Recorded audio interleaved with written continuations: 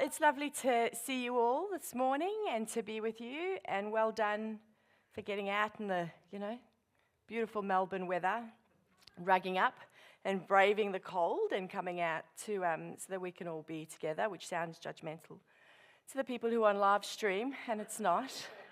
It's no judgment. If you didn't want to rug up, you have your reasons, I'm sure. But it doesn't matter where you are or why you're here, we're glad you are. And we're glad that you've going to spend some time with us this morning. And I really do pray and hope that this will be an encouraging message for you today, regardless of where you're on in your journey of life, that there will be something here for you today that will be helpful. So who has ever said the words, and it'll probably be the older among us, who has ever said the words, "I can do all things through Christ who strengthens me"? Who's ever quoted the verse? Yes, of course we have, because it's a great verse, and it makes us feel powerful, doesn't it? It's so aspirational, and yes, I can do that. I can do all things through Christ who strengthens me. It is also one of the most misquoted and misunderstood verses in the Bible, and it's rarely quoted in context. And so today what I'd like to do is just focus a little bit on that passage of Scripture and those couple of verses, and look at what the context says, what was Paul actually talking about, and what are the things that we can do through Christ who strengthens us. And don't fear, I'm not going to take it out of your arsenal of things to declare. I just think it'll probably change. It doesn't make it any less powerful. If anything, I think it makes it even more powerful, because it changes it from probably the posture in which we quote it now is very, I can do all things. That's a trumpet, triumphant and aspirational, but really the way, the posture in which it was intended and the way in which Paul is saying it is much deeper and more vulnerable and really resolute and strengthening when he says, I can do all things through Christ who strengthens me. And so I in going through this verse and studying it myself, have found a real strength in that, and I pray that you will also. So, before we read the passage that I'm going to share with you today, let's talk a little bit about context, because context is always very important. Understanding why it was written, when it was written, who it was written by, and who it was written to, and what he was saying to the original hearers, making sense of that ensures that when we make sense of it for ourselves and we look to application, we're getting a much better, more appropriate application for our own lives. So what was happening at the time? Paul was writing a letter to the church in Philippi. So Paul had, sort of in the second half of his life, committed himself to go city to city to share the gospel. So the church in Philippi, the Philippian church, was the first that he had planted in Eastern Europe, and you can read about that in around, I think it's Acts 16. And he's committed to sharing the gospel, and the way in which we talk about the gospel, and I've talked about this many times before, but in a nutshell, the gospel is the good news.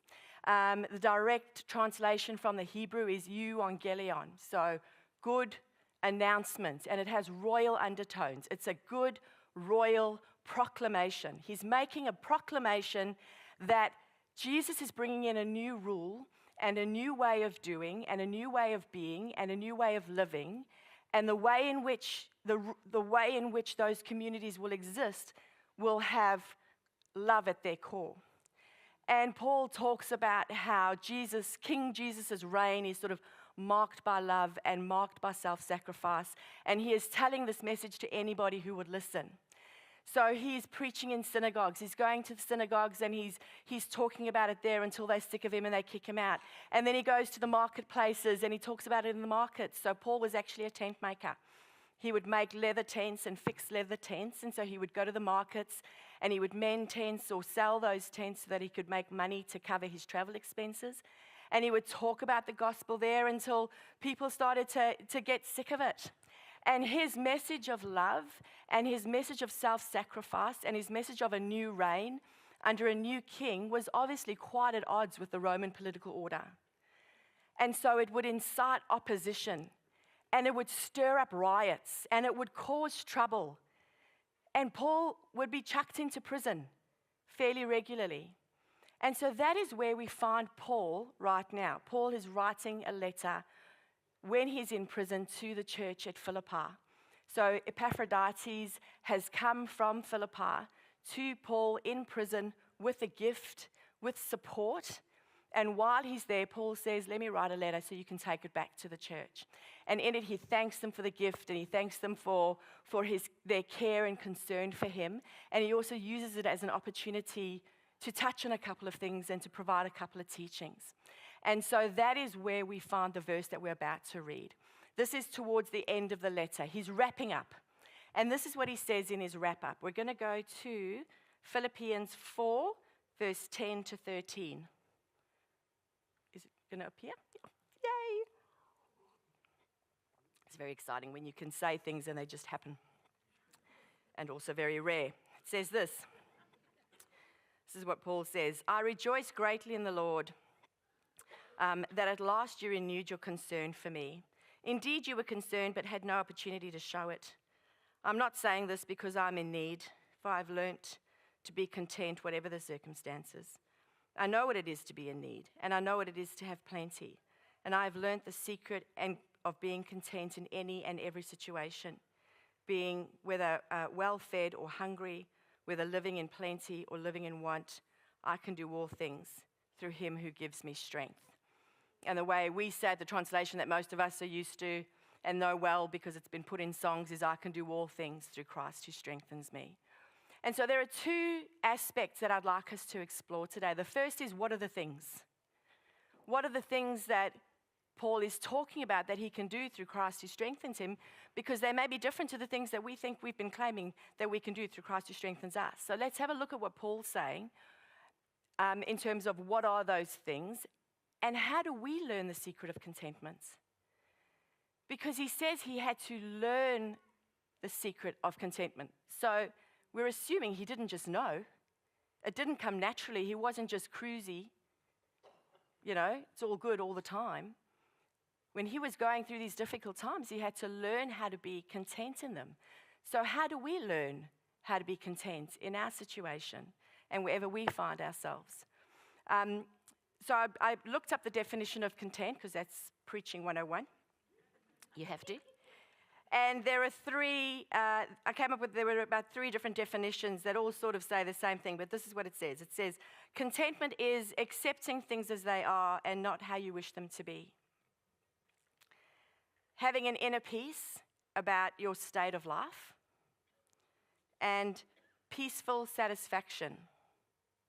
That sounds like a good way to live and a good way to be able to carry yourselves.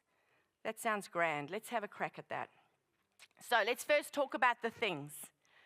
Now, Paul says he's had some difficult times and he's had some times of abundance. There have been times when he's done really well. He's had everything, if not more than he needs.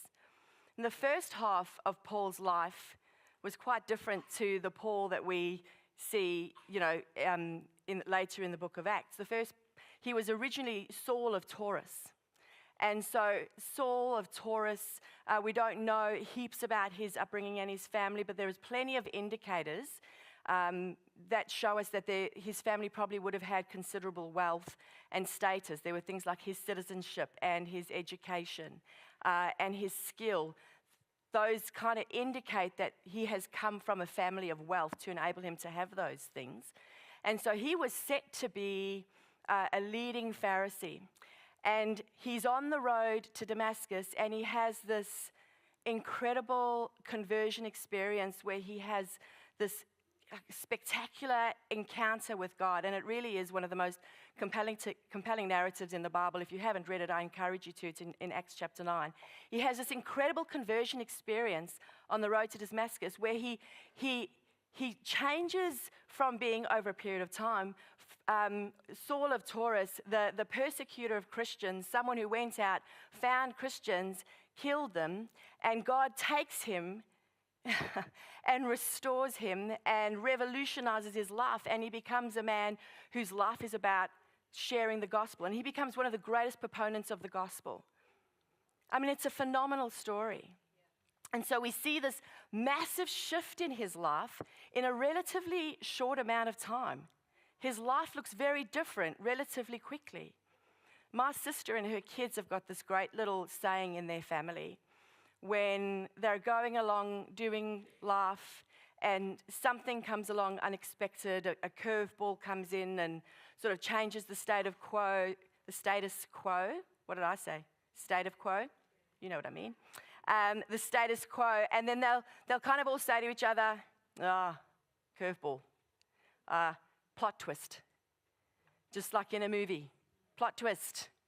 Something's happened here. We thought we knew where we were going, but surprise, we're going somewhere else. There's a plot twist that we didn't expect, that we didn't see coming, and so now we need to make sense of what's going on. It's a really great and positive way to recalibrate when something happens and you're not really sure where that came from and how best to navigate it and find a way forward. And Paul's plot twist meant that his life went from abundance and him thinking he knew what he was doing and how, it felt like it was all hunky-dory, to living a life that was really marked by suffering and difficulties and hardships. I mean, he was beaten a lot and left for dead. He was imprisoned. He was shipwrecked. He was hungry. He was poor. Good times. Good times for Paul. That was hard. And so when Paul says, I can do all things through Christ who strengthens me, he's not talking about winning Australian Idol. Right? He's not talking about getting the job or making the millions or climbing the marathon or doing,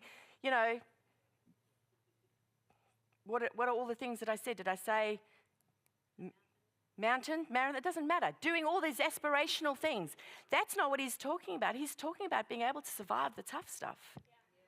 He's talking about the fact that sometimes things are really, really hard. And there are things that we just wish we didn't have to live through. Or we wish we didn't have to go through, but we have to, and we can.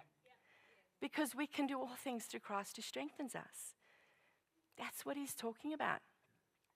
Now, I don't know how you're going in your journey of life. I'm finding it tricky sometimes. It's a bit of a roller coaster. There are high highs, and they're great. And there are low lows. And there's everything in between. Life can be really challenging. Life can be brutal. And life can be beautiful. Life is full of plot twists. And there are seasons. And there are beginnings. And there are endings. And there are celebrations. And there are hardships. And we can do all of those things through Christ who gives us strength. Even when they're really, really hard. Many of you will know that I work for an organization called Prison Network.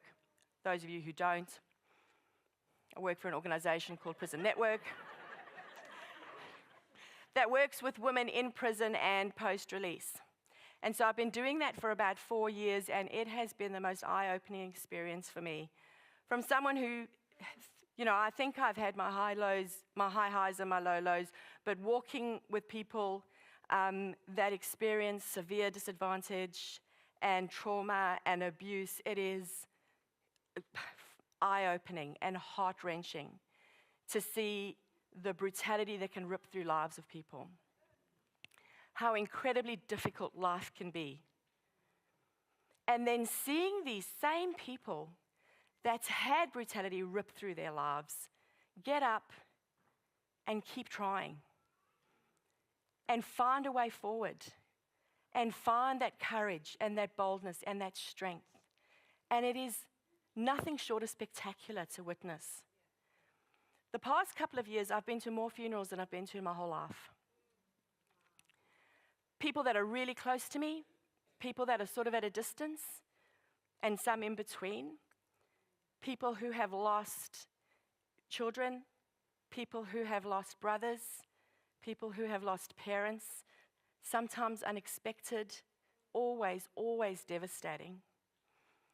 And you watch the brutality that rips through their life, that is grief, and loss. And it is excruciating. It is excruciating to watch.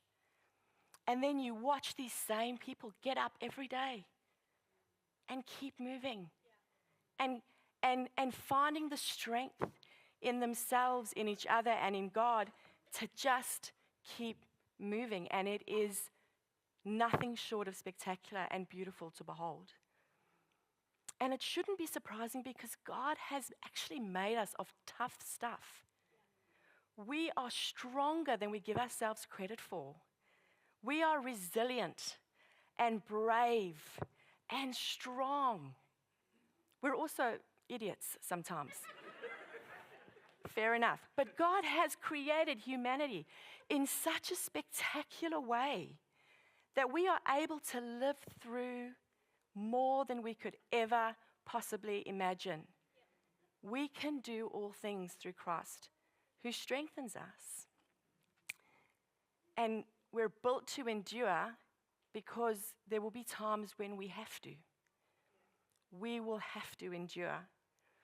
Now, I don't know if any of you have seen the theatre production Hamilton. Hey, who said woo? You're my people. It is the best.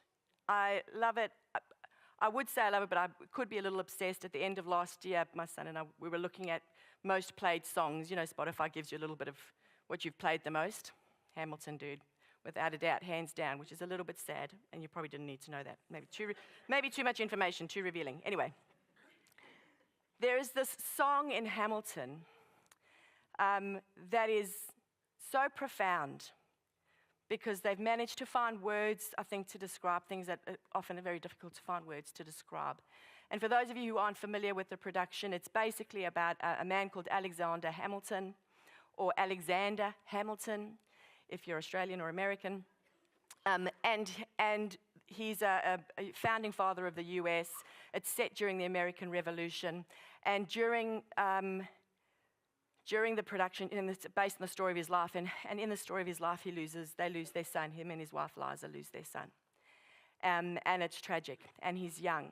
And there's this moment where they sing a song from an outsider looking in. And there's a couple of sentences in the song that I just want to read to you. It says this: there are moments when the words don't reach, which is totally true, right? How many times you're just like, there are no words. There are literally no words. The song's called Unimaginable. There are moments when the words don't reach. There is suffering too terrible to name. You hold your child as tight as you can and you push away the unimaginable. The moments when you're in too deep and it's easier to just swim down. We push away what we can never understand. We push away the unimaginable. And that is our instinct. Even though we are of tough stuff and we are strong and we are brave, our instinct is to push it away, to not go there, to not walk through it, to move out of the way of difficulty and challenge and adversity. And in part, that is, I think, our culture, particularly the Western culture. You know, we're not good at pain. We don't like to be uncomfortable. If it's too hot, I'll put the aircon on. If it's too cold, I'll put the heating on. There's no need for me to be uncomfortable at any point ever, when there are all the things that can help me be comfortable all of the time. We don't like discomfort. And so we don't often make space for it. And we like to be self-sufficient. And we like to look like we've got it together all of the time. And I don't have problems, and I'm all G in the H. How cool am I now? You know, like we're totes cool, no probs. But we're not. We're not. And we said with the Aboriginal culture, you know, when someone passes, a member of the mob passes, they have sorry business for as long as they need sorry business. And if that's a month, it's a month. And everybody stops living and just sits with it and lets it be what it is. And in the West, we give you a couple of hours and then we expect you to move on. Let's get on with life. But there's so much pain. And there's so much hurt. And so our culture doesn't allow for it. But I think particularly in Pentecostalism, we have a really poor theology of suffering. You know, we're not good at suffering because we think suffering equals bad. So if you're good, if you're blessed, if you're living your best life, if everything's going really well for you, then you must be smack bang in the will of God. God's blessing is over you, and that's the dream. But when things fall apart and things are difficult and things don't work, then you're like, well, am I out of God's will now? Is there sin in my life? What's wrong with me? Am I broken? Is that why things aren't working? And if that were our definition, I mean, how do we explain Paul? Right? How do we explain Paul? He was fulfilling the mandate of God in his life. I mean, he was sharing the gospel far and wide. It was phenomenal what he was doing. Half of the New Testament's written by him. His life sucked. Like it was hard all the time. And so there is some work that we need to do in terms of shifting our perspectives about what suffering means to us as people of faith. And sometimes stuff just sucks. Sometimes life's just hard.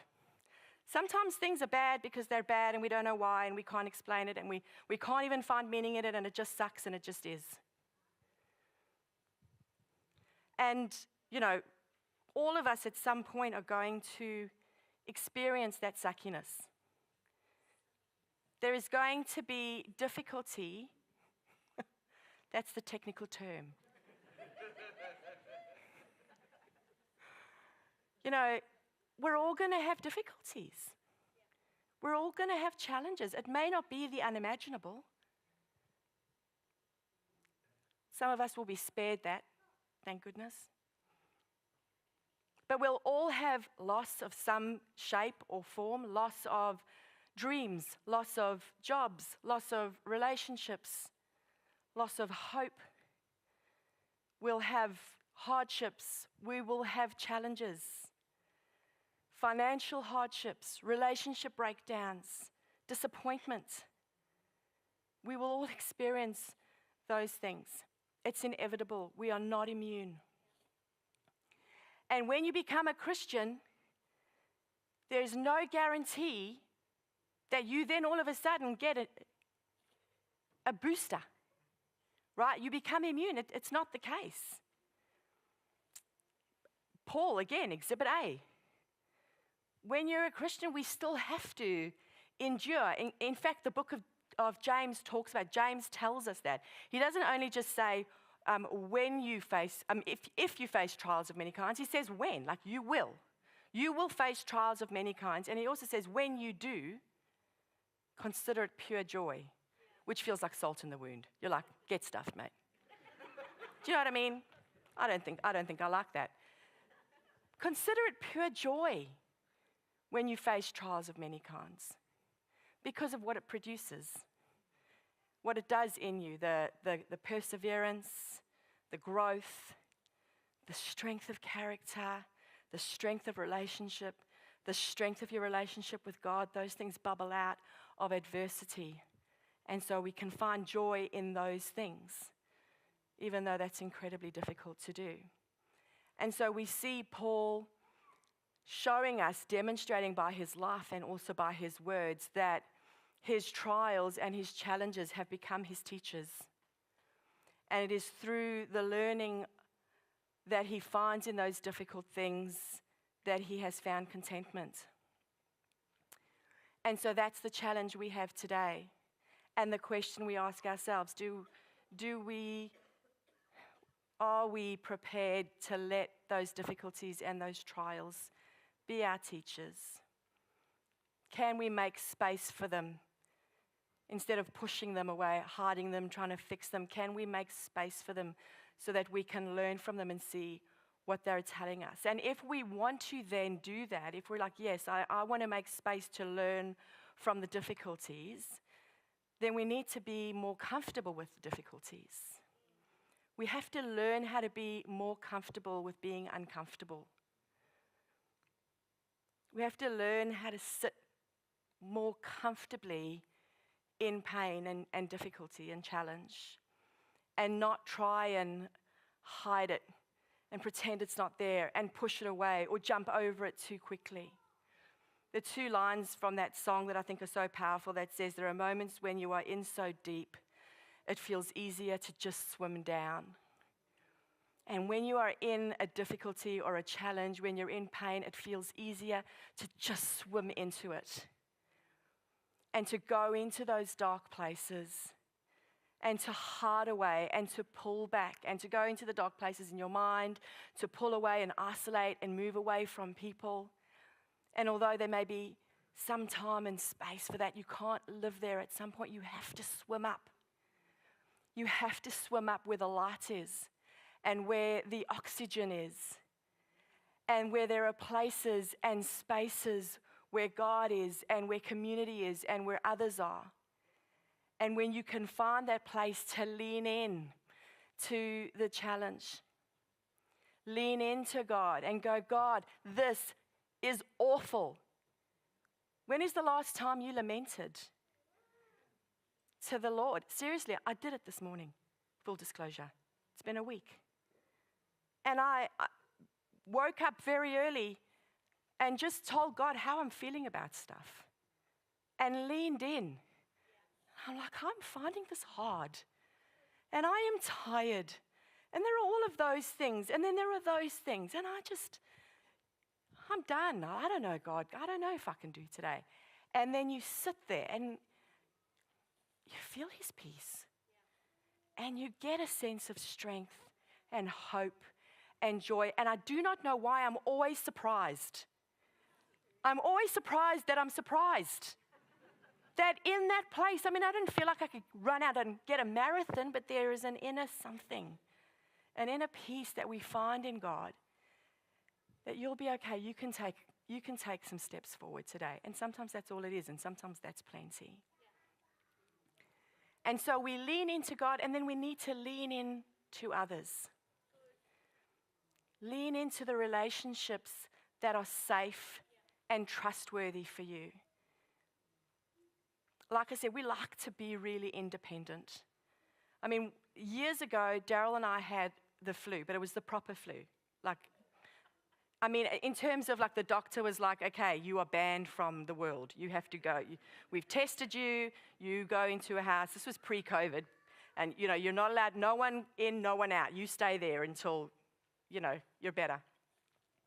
And so we were like, oh, what are we going to do? How do you function like that? But it was fun because we could get our medicine delivered from the chemist. We could get our food delivered from Woolies. We could get our dinners delivered from Uber Eats. We literally didn't need anybody. And for a while, I was like, this is awesome. And then I was like, this is bad. We have created a society where we don't need each other at all. We are self-sufficient, but we're not. We're not, because there's some stuff that Uber cannot help us with. I know, I've tried, I've looked. There's no offerings for some of the things because sometimes you just need a human that loves you, that will stand with you, and that will be there for you. And so to lean into the people that you love and trust, and for those of us that are honored enough to be invited into that space, that are invited into that space where someone says to you, I'm going through something hard, let's not stuff it up. Because we can, and sometimes do. Like Job is a perfect example of this, right? Job, the book of Job is in the Bible. I won't go into the whole story, but essentially it's a story of a man who loses everything. God restores it, but he loses everything. And I mean everything. He lost his family. He lost his health. He lost all of his possessions. And I've said those things really quickly, but if you just sit with that for a second, imagine losing everything. And so he was alone and broken and heartbroken. And the Bible talks about these 3 different kind of groups of friends and individuals that interacted with him while he was going through that difficult time. And the first group kind of they did nothing. They abandoned him. They let him down. They weren't there when he needed them. They didn't step up for whatever reasons. Then there was, a second group, which is really an individual that just kind of gave him a lot of really bad advice and made him feel really bad about himself. And made him use it was bad theology, like, this is your fault and you'd be better off dead. That's not a person you want to be inviting into your circle of trust, is it? But then there was a third group that traveled far to get to him. And the Bible talks about how they sat with him for 7 days and 7 nights, didn't say a word. They just wept with him and held him and carried him and loved him and supported him. We need to be those people. And there's a word for it. It's called holding space. Have you heard the words holding space? It's becoming more and more common. It used to, it was sort of out in the therapeutic world, but now we're knowing it more mainstream. And holding space basically means that I am just going to be with you. I'm going to intentionally be present with you through something that's difficult. I, as that support person, am going to put aside my own objectives. I'm going to get rid of any judgment. I'm not going to have any agenda. I'm not going to try and fix you. I'm not going to give you solutions, and I'm not going to tell you what you should have done or what you still need to do. I'm just going to be present. I'm going to sit in the pain with you, and we're just going to feel it together. And we know now from research that there is healing and recovery from pain and trauma that comes from just sitting and holding space. Now, Daryl, my darling husband, who is not here today, but I think he's on live stream, is terrible at holding space. Sorry, darling. Love, you are, and you know it's the truth. He is a solution-orientated man. He likes to solve the problems. And so I used to be probably more solution-oriented, but not that I'm not solution-oriented, but I used to be much more pragmatic. And the more time I've spent in the social justice space, the more time I've spent with people who are experiencing complex trauma, the more I realize these things are complicated and my solution may not be your solution, so I'm not going to give you a solution. We're just going to hold space and sit in it and be what we need, whatever it needs to be. We're going to let the space be. And so, do we have a video? Yay, thumbs up. So a little while ago, Daryl and I found this video that I think it's amusing. It's a heavy sermon today, I know. So I felt like a little bit of some comic relief wouldn't go astray. And so this is what it looks like to hold space badly. It's just, there's all this pressure, And sometimes it feels like it's right up on me. And I can just feel it, like literally feel it in my head. And it's relentless. And I don't know if it's going to stop. I mean, that's the thing that scares me the most, is that I don't know if it's ever going to stop. Yeah. Well, you do have a nail in your head. It is not about the nail. Are you sure? Because, I'll bet if we got that out of there... Stop trying to fix it. No, I'm not trying to fix it. I'm just pointing out that maybe the nail is causing... You always do this. You always try to fix things when what I really need is for you to just listen. No, see, I don't think that is what you need. I think what you need is to get the nail See, you're out. not even listening now. Okay, fine. I will listen. Fine. It's just... Sometimes it's like there's this achy... I don't know what it is. And I'm not sleeping very well at all. And all my sweaters are snagged. All of them. That sounds really hard. It is. Thank you. Ow! Oh, come on. Ow. If you would just... Don't... Try to see things my way. Now, it's a bit of a spoof, and most challenges that people face are a lot more nuanced and complicated than that. But we do often go into those situations where we feel like we have the answer. The answer, then there won't be a problem anymore. But people in pain don't need an answer. They need to be loved and carried. And so we have an opportunity to do that.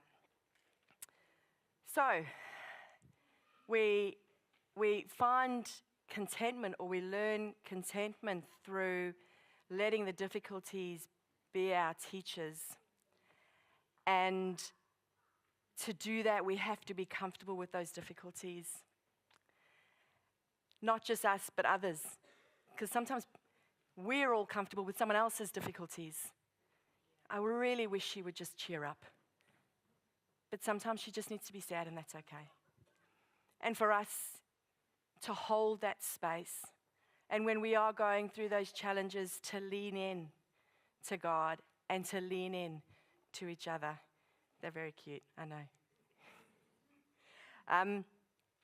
And finally, our desire for contentment doesn't just require those things, doesn't just require us to lean into the pain and to learn from the pain and to lean into each other and to lean into God, but it also requires us to make a deliberate choice to set our minds on things that are good and to set our actions on things that are good, because rumination is the enemy of contentment.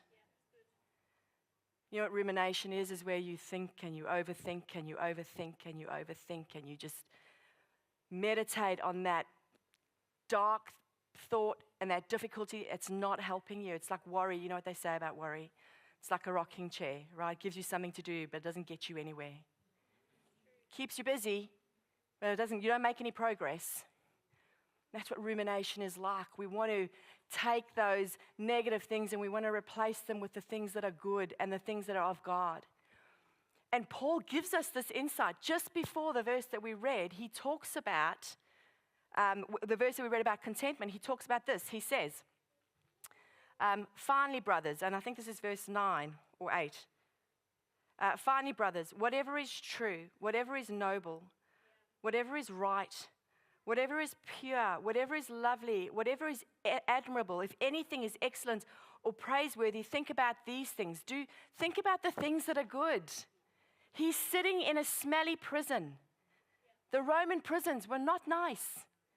It smelled like, you know what it smelled like. It was putrid, and it was cold, and it was awful. And he's sitting there with his friend Epaphroditus, because he didn't manage his pain in a vacuum either. He reached out and had people around him. And he sat there with his friend Epaphroditus in the smelly, stinky prison going, let's think about good things. Let's think about things that are good and noteworthy and beautiful and lovely, even though we're in a really, really difficult time. And then he said this. He said, and whatever you have learned or received or heard from me and seen in me, put it into practice. Think the good things and do good things. Turn your hand to things that are positive and useful and good. And then he says, and the peace of God will be with you. Think about the good things. Focus on the good things. Do the good things even when you're going through the hard things. And the contentment and the peace of God will be with you. Amazing. Isn't that a great promise? So let's recap. We can do all things through Christ who strengthens us. The good things, and we can do the difficult things, even when we don't think we can't. We're stronger than we think we are. We're made of tough stuff. And so we need to be comfortable with those challenges and lean into the pain and lean into people that are going to support you and love you and hold space for you. And lean into God, because He will give you the strength and the hope and the peace that you need. And then turn your mind to things that are good, and turn your hands to things that are good. And we will start making some inroads and learning the secret of contentment. Amen.